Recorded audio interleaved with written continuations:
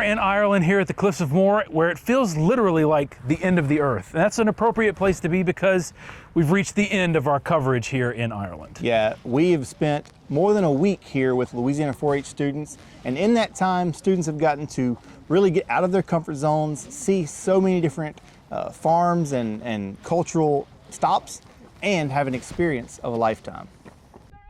Things are winding down for these Louisiana 4-H kids on the Emerald Isle. The farms, the animals, the dancing, but it wasn't a vacation. They got put to work and learned not just about agriculture, but how the world works outside of their homes. So I'll say this, and many people agree with me, 4-H has changed my life.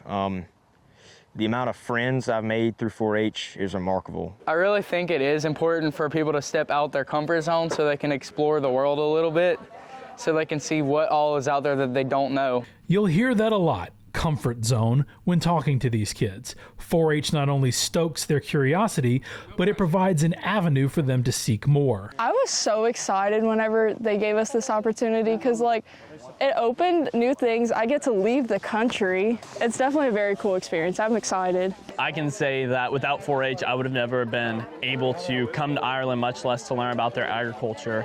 Learning about everything from their animal agriculture, how they grow, especially for me being a dairy showman and learning about how they do their dairy farms here, how they do their beef farms, seeing sheepdog presentations, seeing how they work with their animals has been incredible. I never expected it because, everything with 4-H that I've done, we'll go to 4-HU, which is in Baton Rouge, just a couple hours away, but I never expected to go international with it especially. Some of these kids are also forging lifetime friendships. We had a 3-hour car drive to New Orleans and we didn't talk the entire time.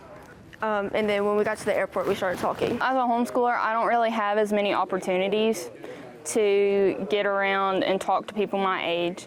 It's really helped me get out there, get more comfortable with my surroundings, get more comfortable with people. I don't normally talk to people that I don't know, and I've talked to a lot of people here, so even if I don't know their names, I still talk to them. And that's the goal, to open up, try new things. That's the core of youth development. I think it's always important whenever we're teaching our students and they're learning and they're ready to gain that information to show them different perspectives. So whether that be different perspectives of how their communities work or different perspectives internationally, I think that that's a great input and really makes a big difference in the way that they think about things and they're able to process things when they're able to see a different perspective. I think it's opened their eyes to a different side of agriculture, a different side of the world, and hopefully a perspective that they'll remember for a lifetime. Some kids came solo. When I did travel, I always traveled with my mom, so being by myself was weird, and the plane rides were something. They were something.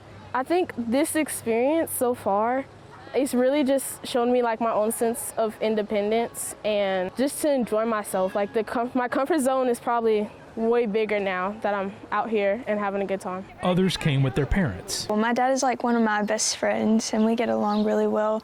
Sometimes he can get on my nerves, but I love him and he's really sweet and he's just really chill dad. Yeah, it's really cool to be able to share this with my dad. I think that just having him, especially at the National Stud Farm, I can ask him questions too. He's very knowledgeable, so if I didn't understand something, I'd be like, Dad, what does that mean? So I think that's really special. But they all made an impression. Maybe it's a trait of the people from Louisiana, but I mean, they're as we describe them, as their character is so strong. They're such pleasant people, so I'd say there's great opportunities for them. It's wonderful, yeah. We have a lot to learn from the American kids coming here as well. When you see your students come there with that interest and passion, it really gives you an angle of what they want to learn about. I look forward to seeing that way down the road and see how they kind of utilize those different snippets of information and how it's just integrated into who they are as people. Of course, one of the highlights of the trip for everyone was right here, looking over these cliffs that are awe-inspiring. It's almost impossible to take a bad photo out here, which is why everyone had their phones out. They had to be quick because that fog rolled in fast and thick. On the way back, we got one last glimpse of that Irish agriculture with sheep and cattle grazing literally near the edge of the cliffs. Thank you guys so much and all of Louisiana 4-H for making this trip happen. I know the students loved it, we loved it, and thank you for letting us be a part and tell some of these stories. And definitely a shout out to EF Tours, who helped put all this together, including our wonderful tour guide, Jamie King, who was with us from the beginning to the end. EF Tours was so accommodating, especially when we said we wanted to follow a group of 4-H kids across this country. Yeah, for sure. And lastly, the kids, the students, the parents, the chaperones, you know, all of you guys, thank you so much for letting us, you know, peek in on y'all's trip and really share some of your stories and, you know, just be part of your lives for this past week and a little day. One last time, signing off here in Ireland for This Week in Louisiana Agriculture, I'm Josh Meeks. And I'm Carl Wiggers. Back to you guys. Thanks to Josh and Carl for all of the coverage from Ireland, and thanks to Louisiana 4-H for inviting them along. You can see all of their previous stories, pictures, blog posts, and even listen to a podcast about it. Go to our website at twilatv.org.